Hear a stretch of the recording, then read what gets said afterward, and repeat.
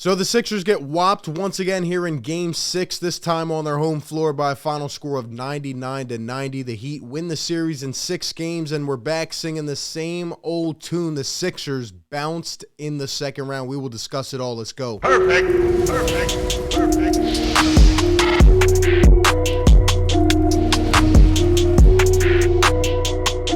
What is going on, everybody? RB here. Welcome on into Philly Take with RB. Hit the like button, subscribe to the channel. Be sure to ring the bell. Man, this sucks. This absolutely stinks. Once again, the Sixers going home after the second round of the playoffs. And, you know, usually I make these after the games or sometimes the next day and I upload them. But I'm just getting this one out of the way. This is just off the head.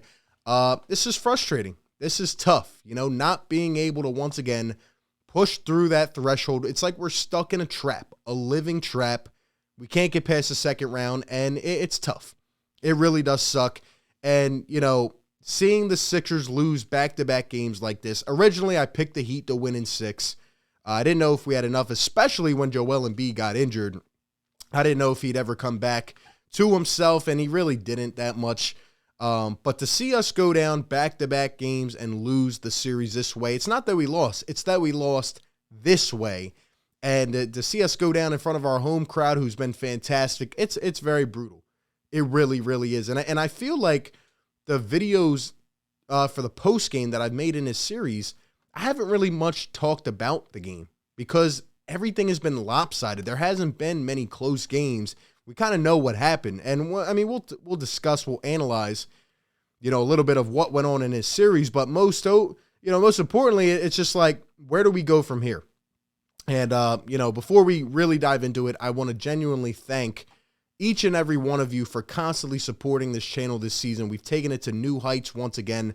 This is our second full season, you know, really diving in, covering this team, live streaming every game, dropping news videos, dropping other videos, just, you know, call-in shows, all that stuff, man. We're trying to take this content to a new level, and the content will live on nonetheless. We'll have draft stuff, free agency. We'll be talking Eagles. Like, we're bringing this thing full circle, and I just really want to thank each and every one of you who leave nice comments or like the videos and, you know, just really help, you know, aid the growth of the channel. But with that being said, man, Sixers go down in Game 6.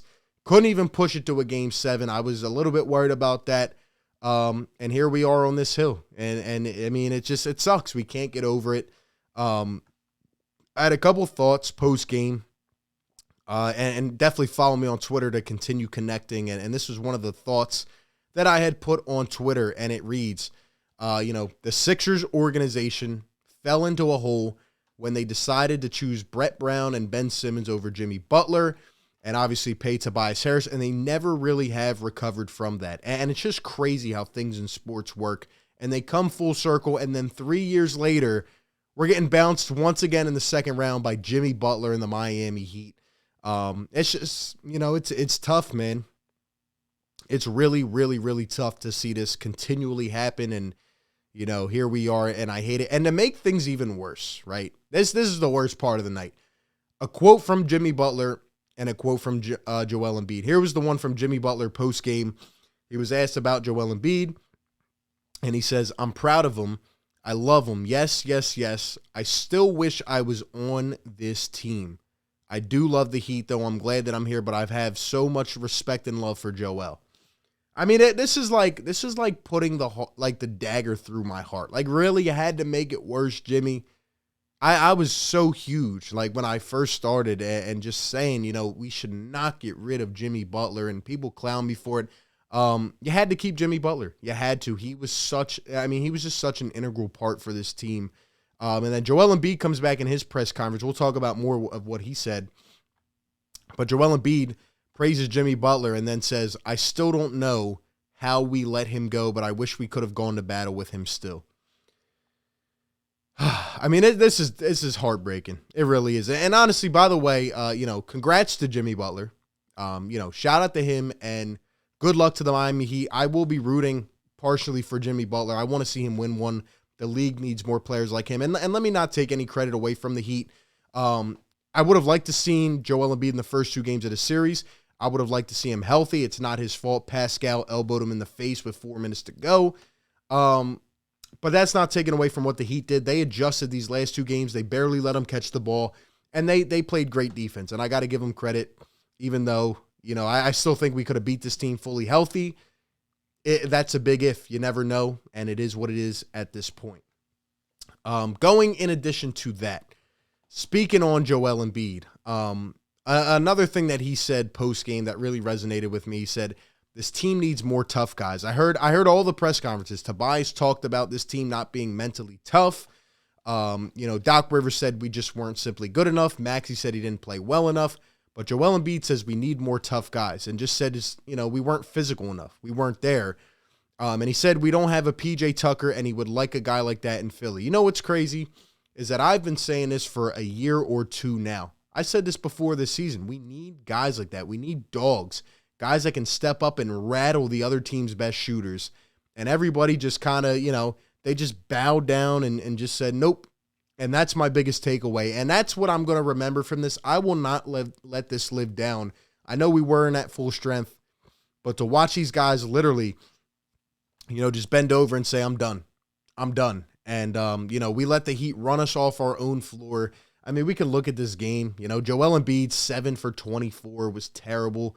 20 points. I know Joe was out there with a broken face, a thumb. I mean, I know he is. And he struggled, and he couldn't hit a jump shot, and his mask is messing him up, and it sucked. But, Joel, if you're going to play 44 minutes, you got to be better. And, I'm sure you'll put that on yourself, and I hope you get healthy because it sucks seeing you injured every single time we need it. And Tyrese Maxey, like you said, played terrible. 9 for 22 with 20 points. James Harden, 4 for 9, 11 points. This was funny. This was interesting. James Harden took 2 shots in the second half and scored nada. Last year, Ben Simmons didn't take a shot in the fourth quarter of games 4 to 7 of the Hawks series. James Harden took 4 shot attempts in this game. And Ben Simmons wouldn't take a shot last year. And these guys had the same amount of second half shot attempts in each respective elimination game. James Harden literally crumpled tonight. He didn't even do anything. He didn't look like he wanted to be there.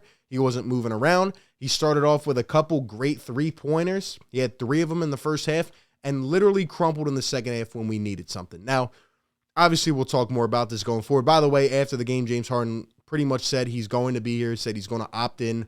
Or he didn't say he was going to opt in physically, but I've been saying this for months. He's going to opt in. He's not going to get a max contract extension.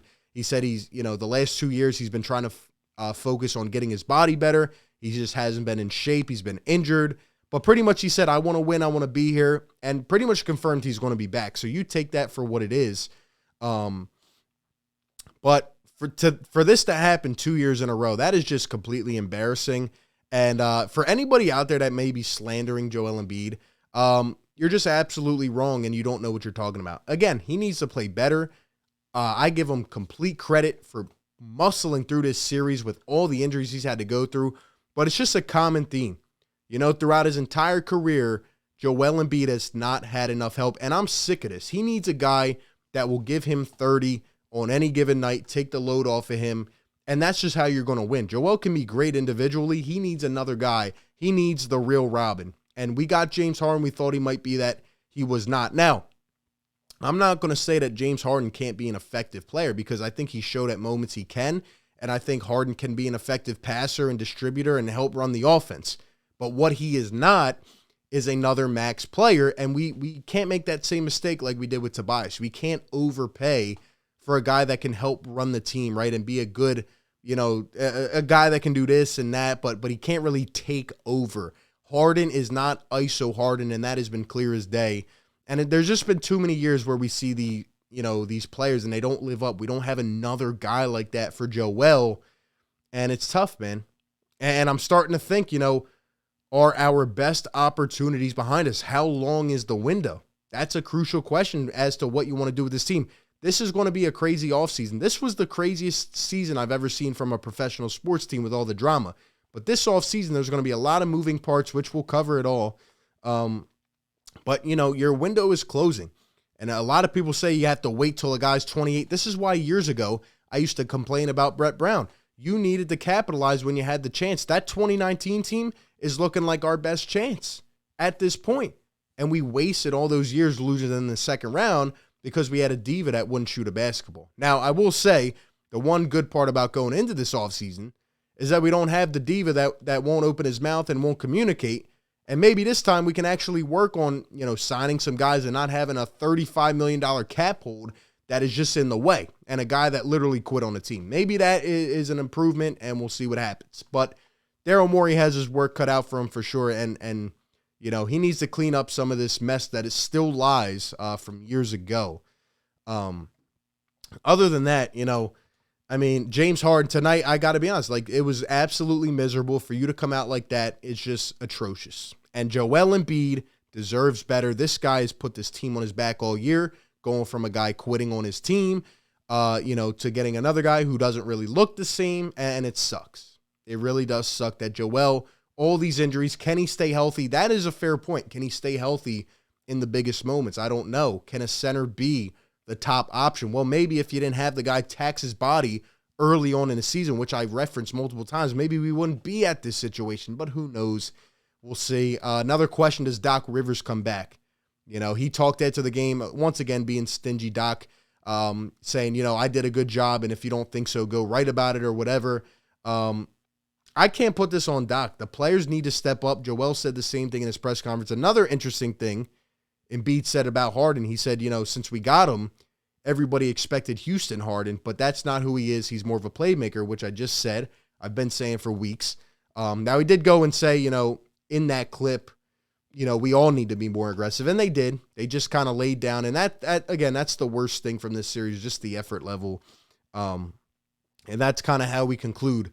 The other thing is, Danny Green, prayers up to him. He might be retiring. He had an awful injury early in this game, played 3 minutes, hit a big three, and then Embiid lands on his knee. It looked like he tore something, and prayers up to him. Thank you for constantly helping us. I've been hard on Danny, but he was great in these playoffs. And the bench, guys. I'm not going to go too far on the bench now. We'll talk about that as we go forward. The bench was absolutely miserable again. I've been screaming, Embiid wants a Tucker guy. I want dogs like that, but we need, how long have I been saying we need a consistent scorer off the bench? I can't take it. I wouldn't be mad if we got rid of everybody on the bench and just started over. It is truly heartbreaking. Even a guy like Matisse Thybulle, who I've come to love, he comes in this game and, again, does nothing. The drop-off has been insane, and I think this season has also taught me as well, we got to stop overhyping certain players. We need to really bring in some talent, develop them. I think we need athletic wings. We need rebounders, guys who can move up and down the floor. We play too slow. And Thybulle's just an example. He hasn't improved his shot in 3 years. I love his defense, but we see what happens in the big moments. We needed a guy. We even needed a ball stopper, and we had nobody. The Heat attacked us once again all night in the pick and roll, got to their mid-range spots. We got out-rebounded by 14. We had no effort. We went out sad, and we let them harass us and just really play us off the floor, and it's just sickening. The Sixers even shot 32% from three. The Heat shot 25%. They shot terrible. The Heat did not even play well. There's been multiple games like that this series, 1, 2, 6, and they still win. And that just shows the veteran experience, the leadership, and, it's tough. It's tough, and everybody just sank tonight. And, more questions to be answered going forward. A lot of roster construction. I'm excited to see how it plays out. But, man, we're walking some dangerous waters here. If we don't improve this, if we don't fix it going forward, we could be in a dark spot for years. We need to get a roster that can win around Joel Embiid. And I just want to end off by saying thank you, Joe, for even playing in this series. Thank you for showing the toughness, the leadership. He will go down as an all-time great one day. But Philadelphia better help him deliver a championship to this city. Maybe he needs to get more vocal. Speak up. It's about that time. And, who knows what will happen. But I know this team will get better. They will learn from this and get better. But we need some more help in here. And it was a very back and forth, up and down season. Just a wild roller coaster. But it ends on the home floor in Game 6. And once again, another second-round exit. And I'm tired of it. And I'm looking to better things in the future. Hopefully we get it fixed. Those are my thoughts. Give me yours down below. Once again, thank you everybody for tuning in. Stay up to date on the content, hit the like, subscribe, and I will catch y'all on the next one. Peace. Perfect.